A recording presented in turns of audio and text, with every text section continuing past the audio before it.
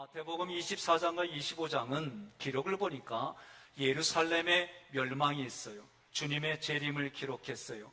세상의 끝에 징조를 기록했습니다. 이 내용은 고난주간 셋째 날인 화요일 오후 늦게에 있었습니다. 예수님이 십자가를 지실 것을 미리 예고해 주셨어요.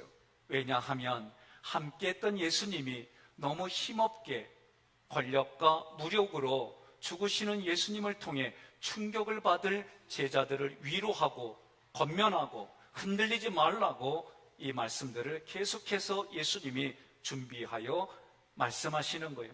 예수님이 죽으시고 부활하십니다. 부활하셨습니다. 승천하심으로 제자들이 겪어야 될 그 마음을 예수님은 지금 보이지 않게 어루만져 주는 거예요. 그런 문단의 맥락을 통해서 여러분들이 말씀을 접근하기를 바랍니다. 궁극적으로는 강림이라는 뜻은 하나님이 이 땅에 오셨다, 그게 강림이에요. 예수님이 오신 것이 강림입니다. 이제 다시 오십니다. 우리는 그거를 재림이라고 그래요. 초림과 재림 사이에 살아가는 신약의 성도들, 그리고 지금을 살아가는 성도들에게 오늘 말씀은 계속해서 우리에게 중요하게 다가와야 되고 여러분들이 바르게 정리하셔야 됩니다. 1절, 예수께서 성전에 나와서 가실 때에 제자들이 성전 건물들을 가리켜 보이려고 나오니, 가실 때 포리오, 이 단어는 예수님이 목적을 가지고 나가신다, 그런 얘기입니다. 그 목적이 뭐냐? 십자가를 지려고 그 길을 한 걸음 한 걸음 나아가는 거예요. 그런데 예수님이 23장 38절에 보라, 너희 집이 황폐하여 버려진 바 되리라. 다시 말하면 제자들이 이해할 때는 지금 우리들 눈에 보이는 예루살렘 성전이 무너진다, 그 얘기를 한 거예요. 그러자 제자들이 지금 어떻게 합니까? 성전 건물을 예수님께 보여드리려고 예수님께 나아온 거예요. 그러면서 그들이 가지고 있는 생각은 하나님이 계시는 성전은 파괴될 리가 없다, 그런 마음으로 예수님 성전 보세요, 이런 의도로 예수님께 나온 거예요. 2절에 대답하여 이르시되 너희가 이 모든 것을 보지 못하느냐? 내가 진실로 너희에게 이르노니 돌 하나도 돌 위에 남지 않고 다 무너뜨려지리라. 아멘. 예수님께서 제자들의 질문에 대답하는 겁니다. 너희가 지금 보고 있는 건물들에 돌 하나라도 제대로 세워지지 않고 무너져 내릴 것이다. 이 당시에 예루살렘 성전은 헤롯 왕이 유대인들에게 환심을 사려고 시온산 위에 수십 년 동안 걸쳐서 성전을 지었어요. 그 건물이 얼마나 화려한지 금을 입힌 흰 대리석으로 지어졌어요. 자, 다 금을 입혔어요. 그럼 어떻게 해요? 사람들은, 정복한 사람들은 그 금을 긁어내려고 모든 걸 다 부서뜨리는 거예요. 이해가 되셨지요? 화려해요. 금을 입혔어요. 수만 명을 수용할 만큼 매우 커요. 여러 개의 출입문이 있습니다. 왕족만 드나드는 문이 따로 있습니다. 기둥은 여러분들 1층에 보면 기둥이 있어요. 요거는 내가 하늘 안으면 한 번에 안 안기는 기둥도 있고 끝이 조금 타는 기둥도 있고 그럴 것 같아요. 그런데 장정 4사람이 서로 이렇게 손을 잡아야만 닿을 수 있는 돌 기둥들이 예루살렘 성전에 있었어요. 그런 화려한 성전이 예수님이 말씀하신 예언대로 AD 70년에 로마의 티투스 사령관에 의해서 초토화돼 버립니다. 왜 초토화됐어요? 금을 다 긁어내려고. 그래서 예수님이 돌 위에 돌도 남지 않는다는 이 말씀은 실제로 이루어졌습니다. 3절, 예수께서 감람산 위에 앉으셨을 때의 제자들이 조용히 와서 이르되, 중요한 단어가 상징으로 쓰였어요. 감람산이에요. 산이라는 단어는, 오로스라는 이 단어는 예배를 드리는 장소, 하나님의 말씀을 듣는 장소예요. 안따 카데마이는 영예와 권위로 앉다, 그런 뜻입니다. 감람산 위에 앉았다라고 할 때 이 감람산 자리는 예수님과 제자들이 인격의 교제를 나누었던 자리예요. 예수님이 십자가를 지신 장소예요. 예수님이 기도하시면서 흘린 땀이 핏방울처럼 변했던 장소예요. 예수님이 부활하여 승천하신 것을 보고 체험한 자리가 감난산 장소예요. 예수님께 성령의 임재를 약속받았습니다. 그리고 너희는 성령이 너에게 임하여 땅끝까지 복음의 증인이 되라고 세상에 파송된 자리의 시작이 감람산입니다. 그 자리에 앉으셨다는 것은 다시 재림하실 예수님을 의미하는 거예요. 조용히 와서 이르되, 제자들이 조용히 와서 말합니다. 이 얘기는 예수님 앉은 자리에 조금 떨어진 곳에 앉아서 예수님께 말하는 거예요. 3절, 우리에게 이르소서 어느 때에 이런 일이 있겠사오며 또 주의 임하신가 세상 끝에는 무슨 징조가 있사오리까? 우리에게 말씀해 주세요. 언제 이런 일들이 일어나겠습니까? 임하시다 파루시아는 강림을 뜻해요. 세상 끝에는 세상의 끝입니다. 우리가 말하는 종말입니다. 징조는 표적을 말해요. 3절에서 제자들이 예수님께 두 가지 질문하는 겁니다. 첫째, 언제 성전이 파괴됩니까? 둘째, 그리스도의 오심과 세상 끝에는 어떤 표적이 있습니까? 이 질문에 예수님께서 마태복음 25장 46절까지 답변하시는 내용으로 되어 있어요. 예루살렘의 성전 파괴와 예수님의 재림과 종말의 심판에 오직 한 가지 변하지 않는 진리가 있어요. 어떤 상황이 돼도 진리 하나가 있어요. 그 진리는 예수님입니다. 예수가 진리입니다. 예수님이 말씀하셨습니다. 내가 곧 길이요 내가 진리요 내가 생명이니 나로 말미암지 않고는 하나님 아버지께로 올 자가 없다 그러셨어요. 그러니 어떤 상황이 돼도 우리는 예수를 따라가고 예수의 진리를 추구하고 예수님 동행에 우리는 늘 순종으로 같이 가는 거예요. 4절에 예수께서 대답하여 이르시되 너희가 사람의 미혹을 받지 않도록 주의하라. 미혹을 받다 풀려나오는 길을 잃다 방황하다.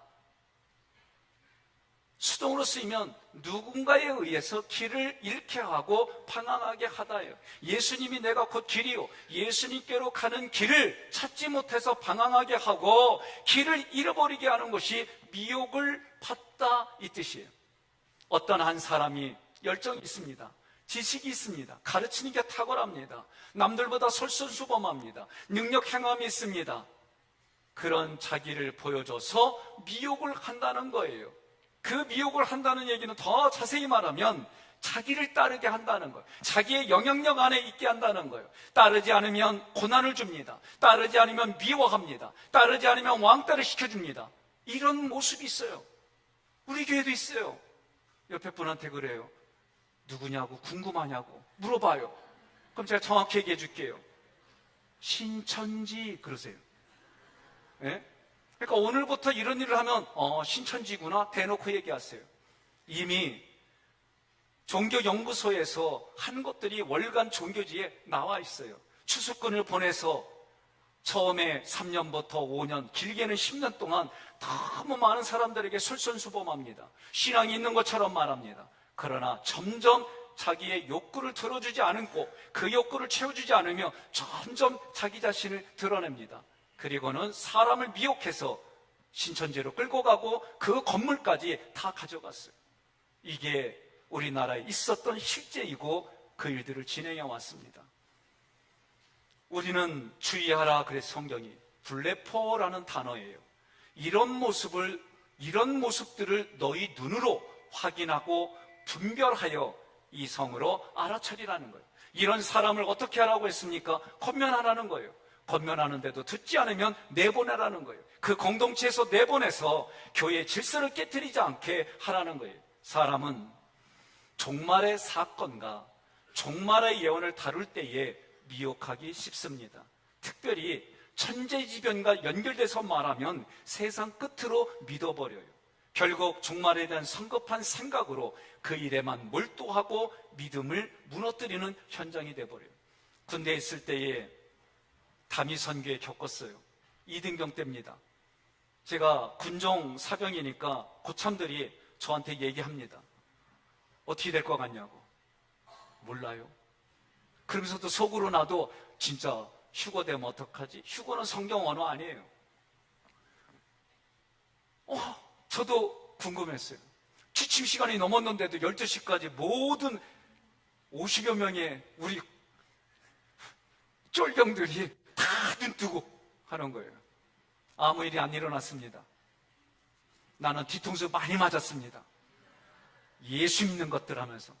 그러니 뭐 어떻게 해요? 그래도 맞을 때마다 뭐라고 그러는 줄 아시죠? 이병 백성현 이래야 돼. 고참이 손만 대도 이병 백성현.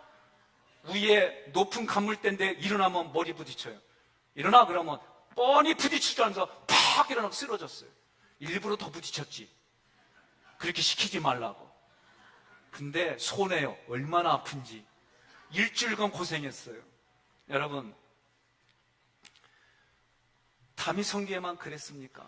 제가 고2 때 박성범 목사님이라고 종말론에 책을 내고 부흥회라는 목사님을 만났어요.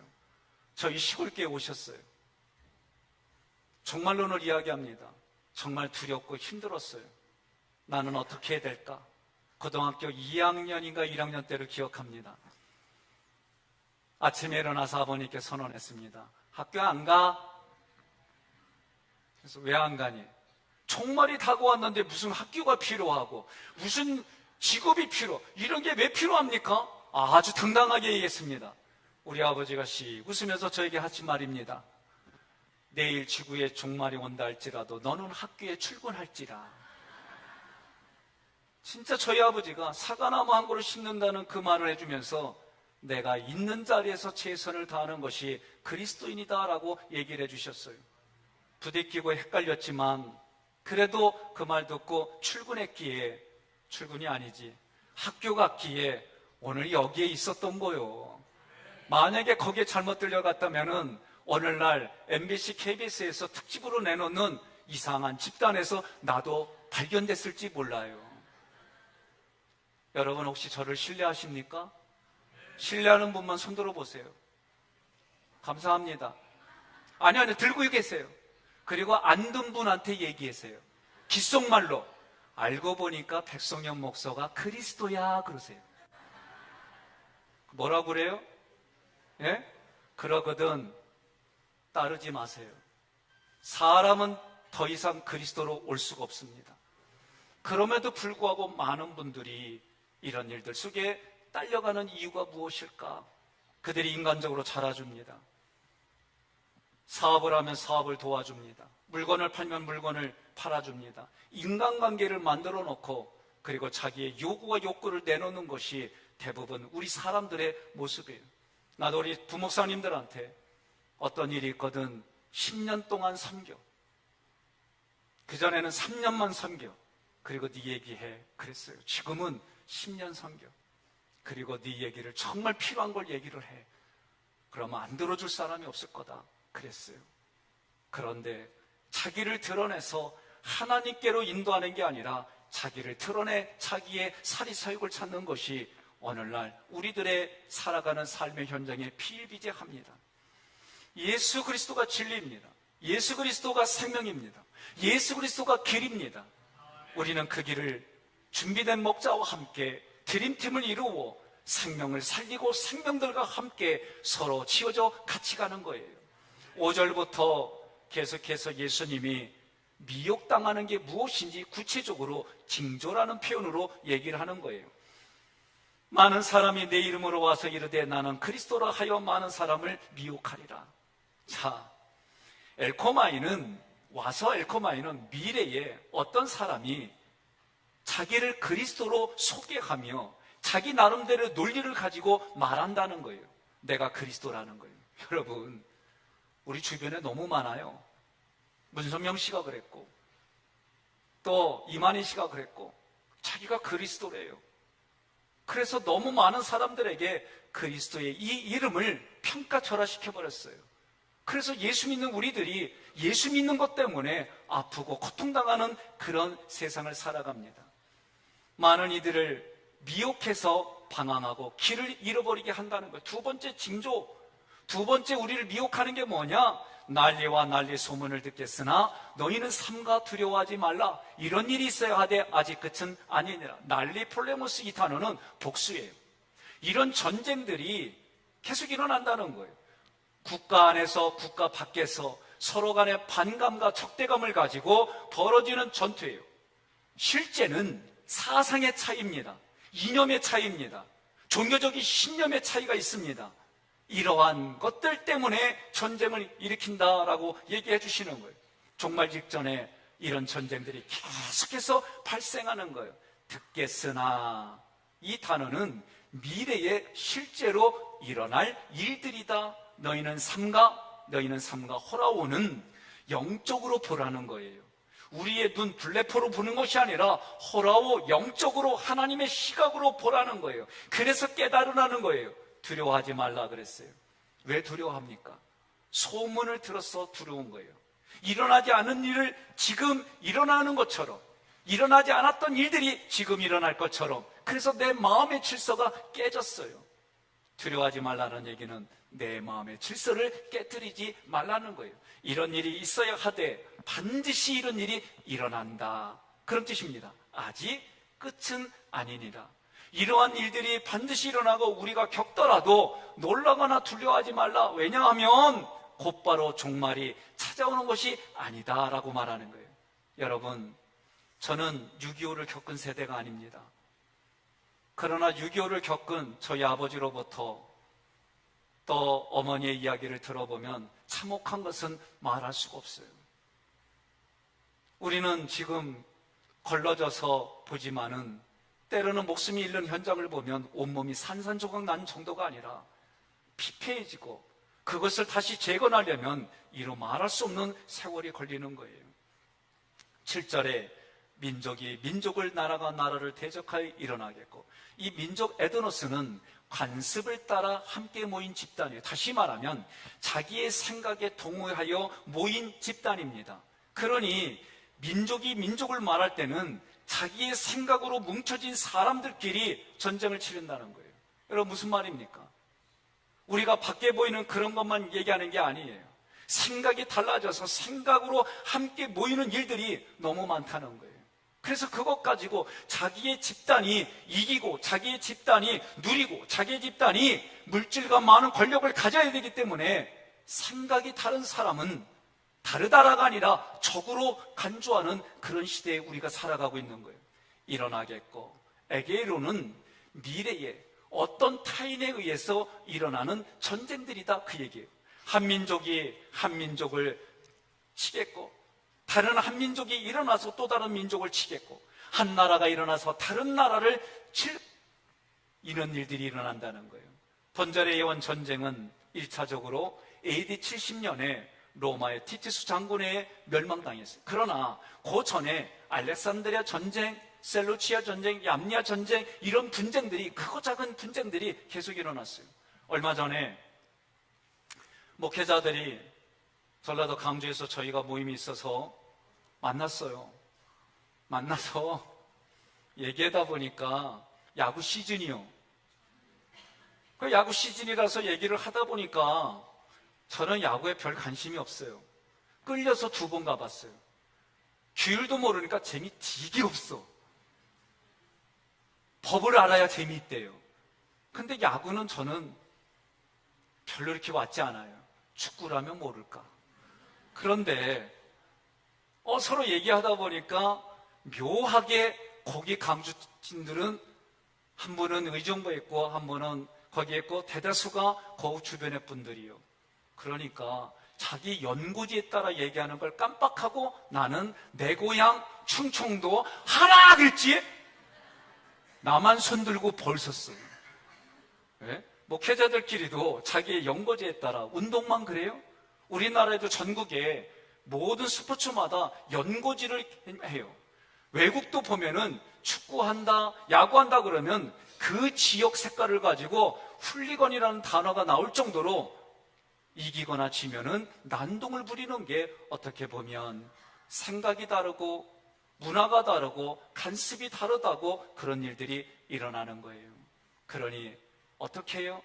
그 사람들의 마음을 사로잡아서 물건을 팔고, 마음을 사로잡아서 정치에 입성하고, 마음을 사로잡아서 어느 집단이든지 대장이 되려고 하는 이런 부분들 때문에 서로가 문제가 생기는 걸 보게 됩니다. 7절에 징조 세 번째, 우리가 미혹당하는 게 뭐냐? 천재지변입니다.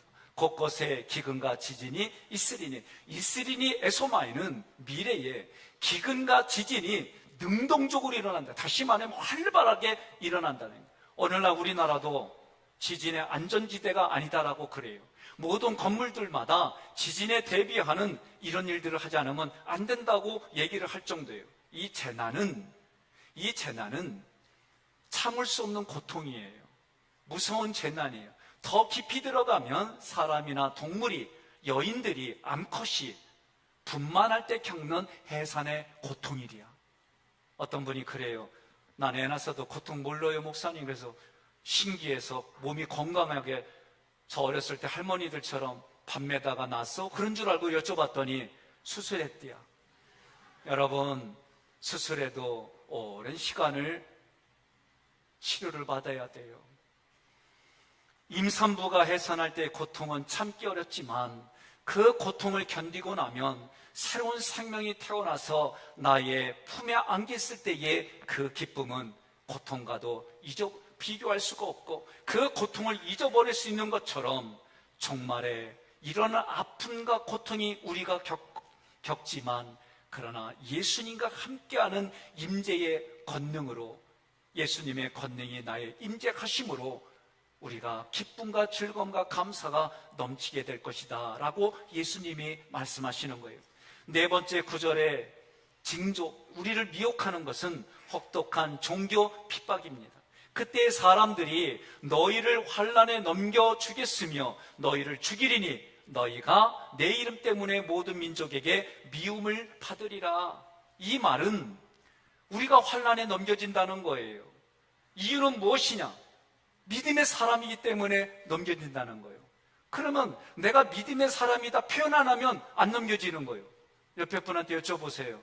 죽고 사는 문제는 아니지만 여기서 조금 망신당해. 그런데 예수 믿으면 망신당하고 예수 믿지 않으면 넘어가는 거예요. 어떻게 할래? 여쭤보세요.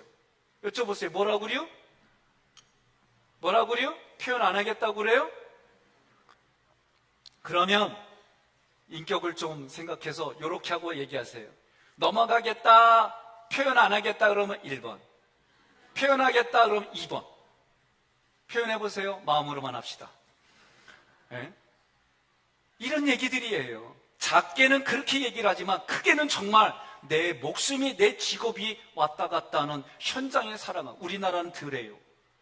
튀르키예는 예수님을 믿겠다고 표현하니까 그렇게 잘 나가는 직장에서도 해고당하고, 보이지 않는 이런 일들이, 참 배달은 튀르키예 형제들이요, 좀 이러고 있습니다. 여러분, 너희를 죽이리니, 주님을 따르는 이들이 당하는 환난은 죽음에 이르기는 실제적인 고난이다라는 거예요. 초대교회 성도들은 교회 핍박이 올 때에 그들이 사방으로 흩어졌어요. 사도 야고보는 헤롯의 칼에 목베임을 당했어요.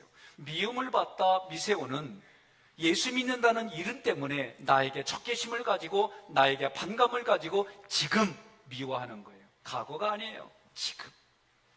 이런 일들이 미래에 일어난다는 거예요. 지금은 어떻습니까?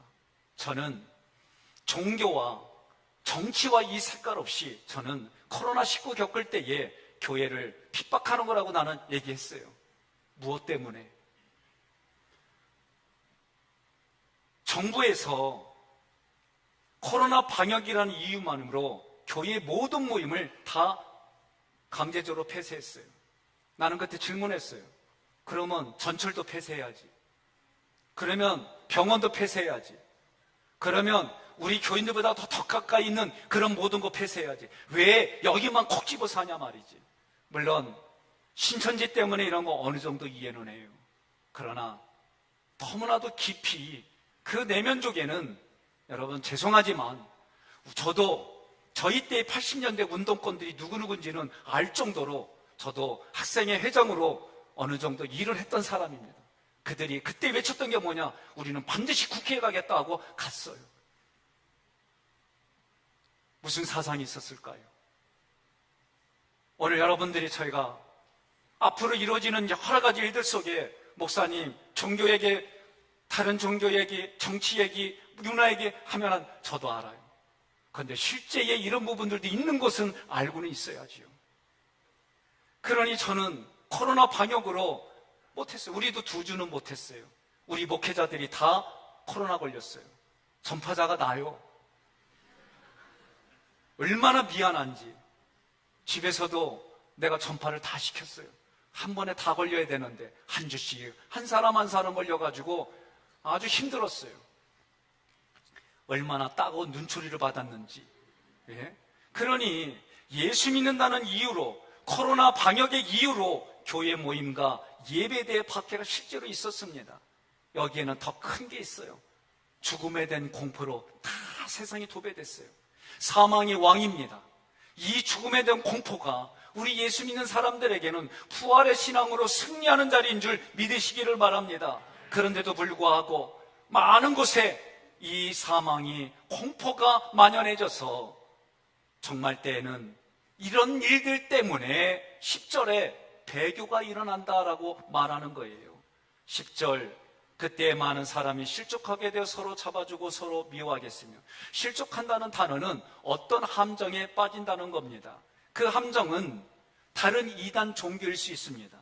그 함정은 경제적인 이유 때문에 예수 믿지 못하게 하는 겁니다. 그 함정은 어떤 문화 때문에 빠지게 하는 겁니다. 다양한 함정들에 거기에 함정을 파놓고 이끌어가기 때문에 실족하게 된다는 거예요.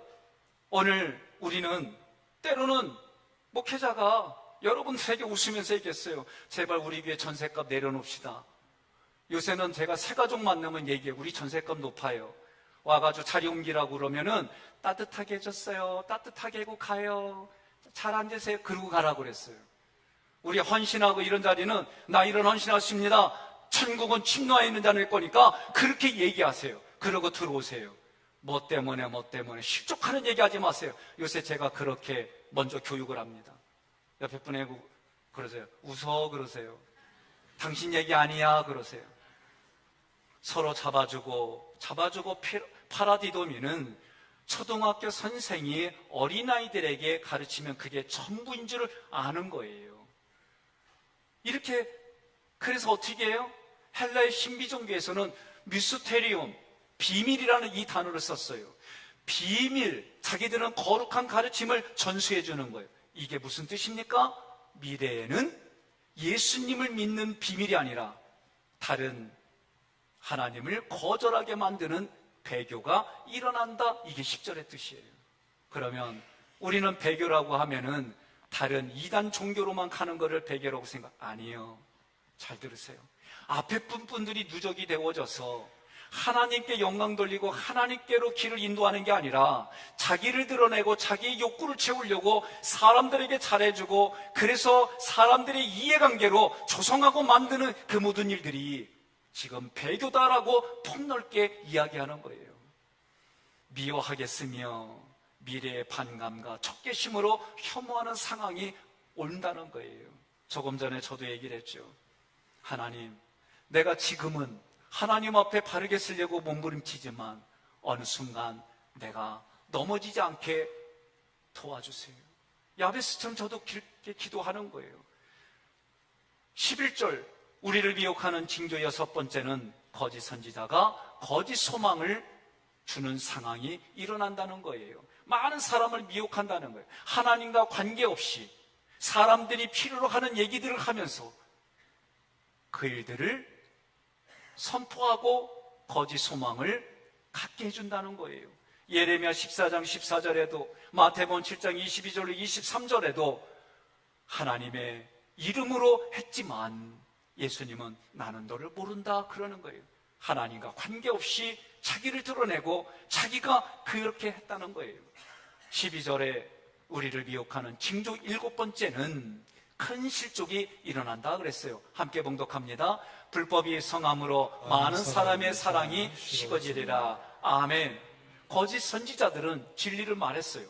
마귀도 진리를 말했어요. 마귀도 하나님의 말씀을 가지고 예수님을 대적했어요.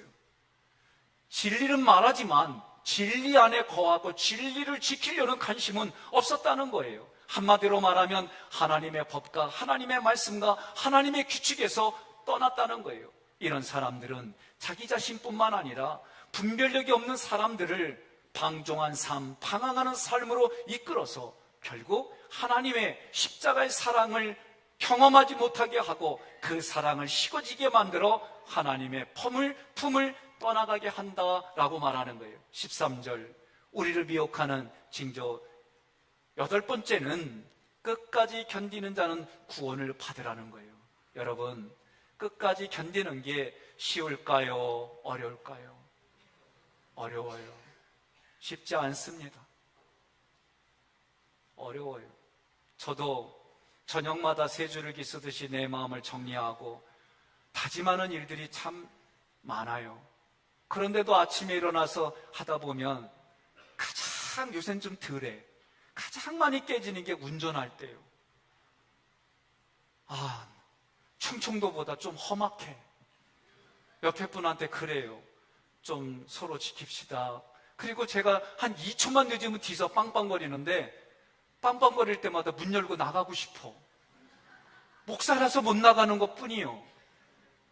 진짜 운전할 때 마음이 참, 그래서 기도할 때마다 하나님, 오늘도 마음의 운전을 잘하게 도와주세요.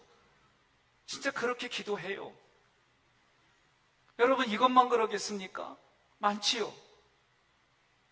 초창기에는 아내하고 치약 갖고 한번 싸웠지만 요새는 내가 가운데 붙었어. 그냥 편하게. 그래야 내 생각 깨트리는 방법이 그거니까. 여러분, 끝까지 견딘다는 게 쉬운 얘기가 아니에요. 그러나 이 단어는 우의접속사예요. 지금부터 말하는 게 중요하다, 그런 뜻이에요. 끝까지, 세상에 정말까지, 그때까지 우리가 살아갈 때 견딘다라는 히포메노, 이 단어는 계속해서 출발점에서 계속해서 끝까지 남아있는 상태예요. 무슨 말입니까? 과거에 잘했어요. 그럼 지금도 잘해야지. 여러분, 옆에 분한테 그래요. 아까는 아멘 했잖아. 그럼 지금도 아멘 해야지. 그러세요. 네? 내가 잘했어. 그럼 잘하는 게 끝까지 가야 될 거 아니에요. 동의하십니까? 근데 왜 그렇게 안 해요? 이게 우리들의 끝까지 간다는 게 쉽지가 않아요. 예수님과 함께하는 교제를 나누는 신앙의 삶이 어디냐? 앞부분에 얘기했어요. 결론입니다. 감람산입니다. 감람산에는 상징이 있습니다. 감람산에서는 실제적으로 예수님의 제자들이 교제를 나누었어요. 신앙의 삶의 자리예요. 십자가를 지신 장소예요. 너희도 자기 십자가를 지고 자기를 부인하고 예수를 따라라고 하신 감람산 장소예요.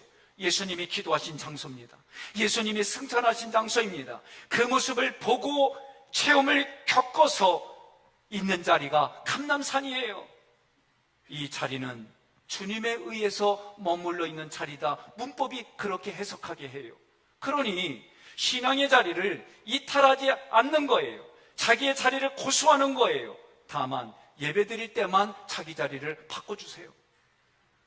그 모습이 예수님에 의해서 그 신앙의 자리를 지키는 것이 예배의 자리입니다.